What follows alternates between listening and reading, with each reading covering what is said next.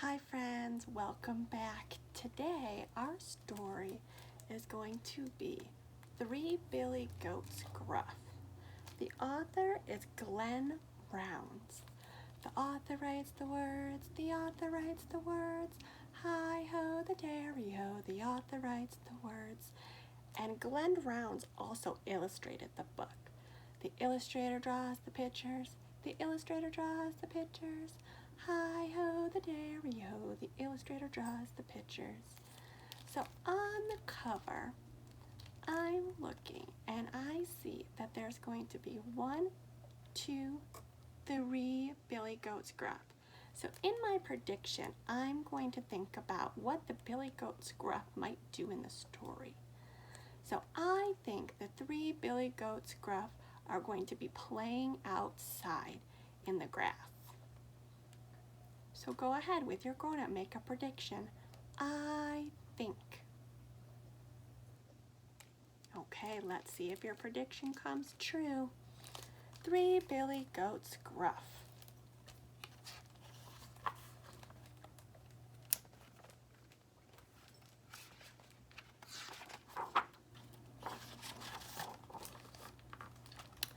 Once on a time, there were 3 Billy Goats. One was very small, one was middle-sized, and one was very large. They were all named Gruff, so people simply called them the 3 Billy Goats Gruff. So we have the large, we have the medium-sized, and we have the small Billy Goat Gruff. Those are the characters in our story, the 3 Billy Goats Gruff.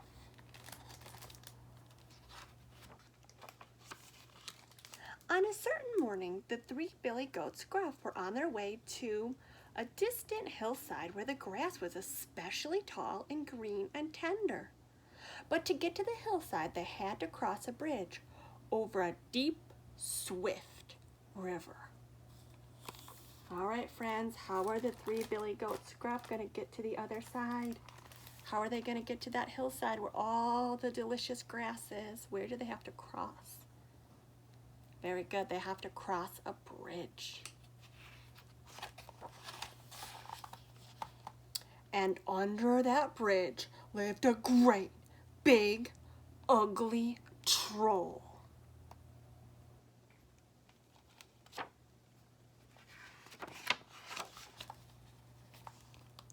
Who's that tripping across my bridge? It's only me, the smallest Billy Goat Gruff, the little Billy Goat answered in his teeny voice. I'm going over to yonder hillside where the grass is so tall and green and tender. No, you're not, roared the troll, because I'm going to eat you up. Uh-oh. How do you think the smallest Billy Goat Gruff is feeling right now? Probably a little scared. He doesn't want to get eaten by the big mean troll. Let's find out what's going to happen. Oh no! Cried the Billy Goat. Please don't eat me up. I'm much too small to make a meal for you. Wait for the second Billy Goat Gruff. He's much bigger than I am. Well, maybe you're right, growled the troll, so be off with you. And he went back down under the bridge, while the little Billy Goat ran to the green hillside beyond. So did the troll let the first Billy Goat Gruff go across? He certainly did, because the small Billy Goat told him, just wait a minute, a bigger one is coming. Let's see what's going to happen. Then the second Billy Goat Gruff started across the bridge. Trip, trap, trip, trap, trip, trap.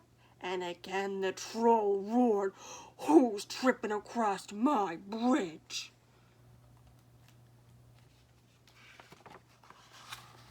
It's me, the second Billy Goat Gruff. But please don't eat me. The biggest Billy Goat Gruff is right behind me, and he's much bigger. Well, growled the troll, get on with you. I'll wait for the big one. So the second Billy Goat ran safely across the bridge and to the green hillside beyond. So did the troll let the second billy goat Gruff cross the bridge?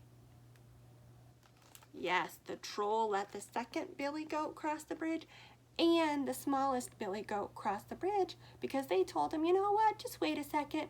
There's a bigger billy goat Gruff coming.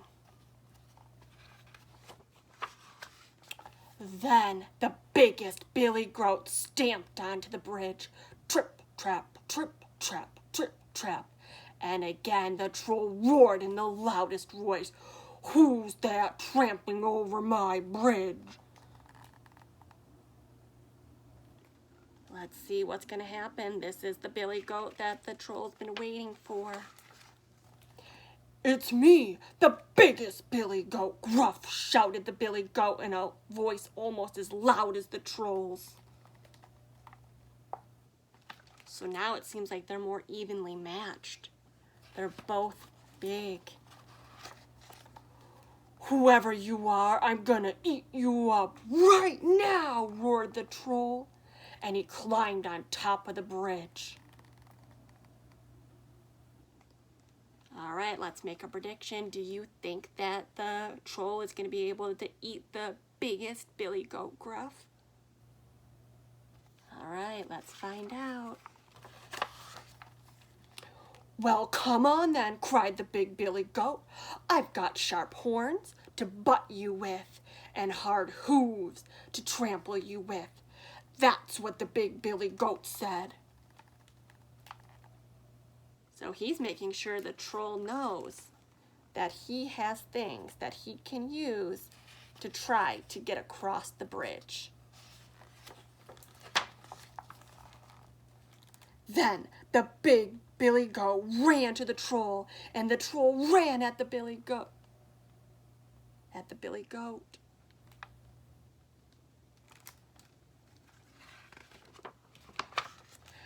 The big billy goat butted the ugly troll with his hard horns and trampled him with his sharp hooves. Then he butted him again and knocked him off the bridge and into the deep, swift river below.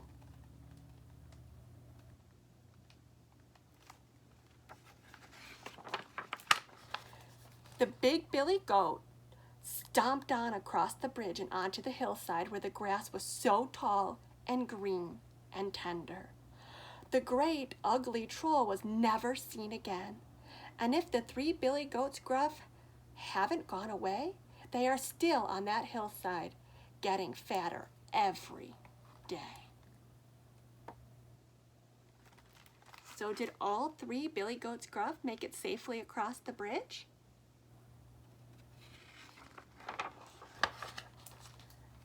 And now, as grandmother used to say, snip, snap, snout, this tale's told out.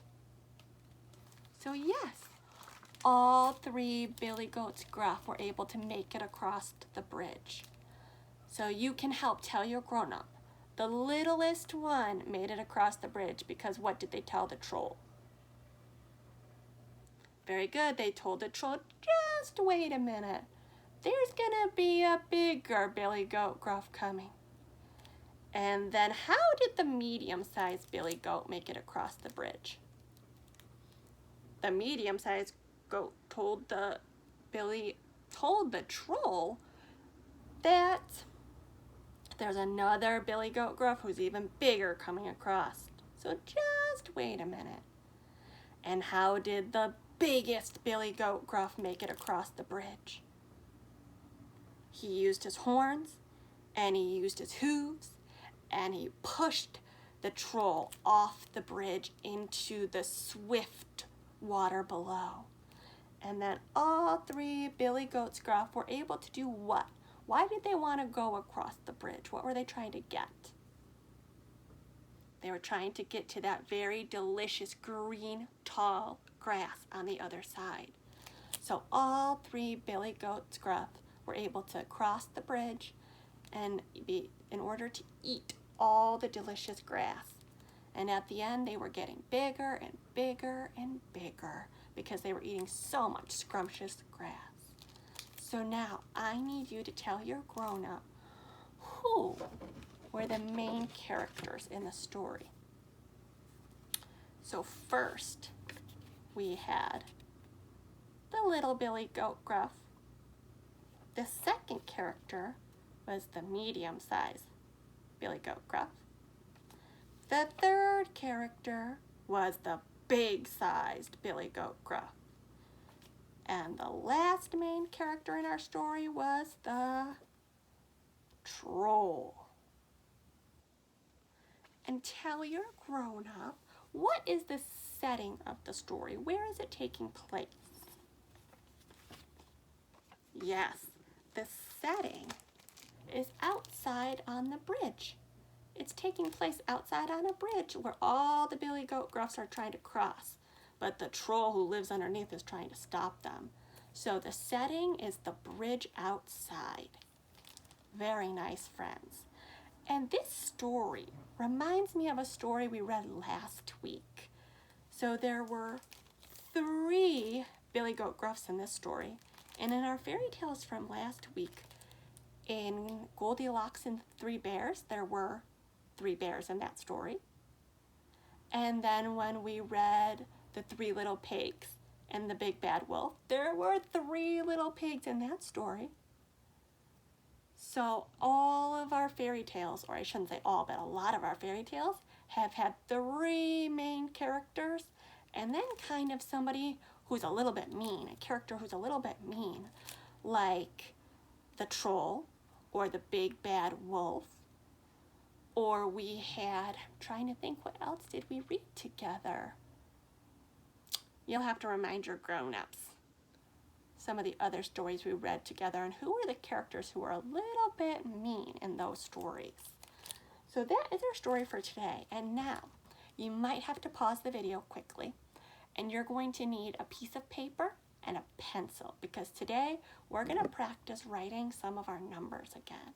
These are numbers we already practiced at school, so we're just going to review. We're going to go over the numbers 0, 1, and 2 today. So go ahead, get a piece of paper and a pencil and meet me back. All right, friends. So here's my piece of paper. The first number we're going to practice is 0. So we're always going to start at the top. And 0 is around we go. That's the way we make a 0. So go ahead and try on your paper. Around we go. That's the way we make a 0. Remember, I don't want any zeros like this or any zeros like this. I want nice oval-shaped zeros.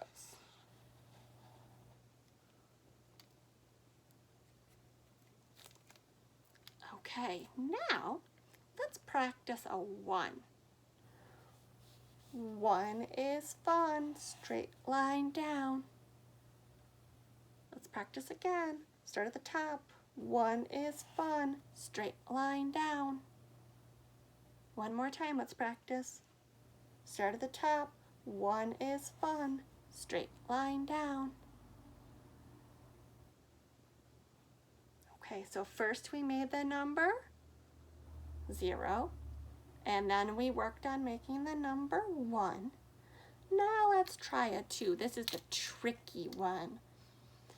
So I told you 2 different number rhymes to go with this one.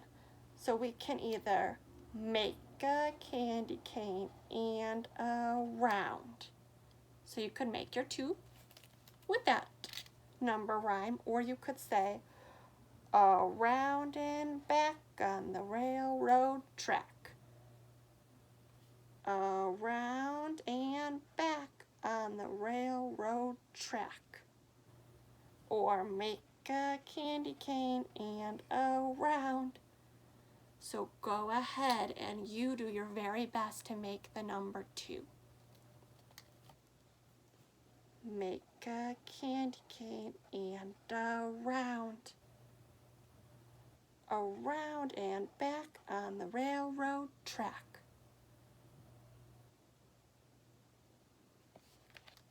These are just numbers that we've already practiced in school, so we're just getting really good at them. So that way when we go to kindergarten, we can show our kindergarten teachers that we're ready to use our numbers when we're adding and subtracting. So we're just getting really good at them right now. Okay, I'm gonna make one more of each number in the little space I have at the bottom. I don't wanna waste too much paper, so mine's a little bit messy, but it's because I'm trying to save paper. So the first number I'm gonna make is my 0. Start at the top, around we go. That's the way we make a 0. Okay, number 1, start at the top. 1 is fun, a straight line down. Last one, a number 2, start at the top, around and back on the railroad track. So today we're practicing the number 0, the number 1, and the number 2. So I want you to practice writing numbers with your grown-ups today. And if you want, your grown-up can send me a picture of your very best number practice. So that is all for today, friends. I will see you tomorrow.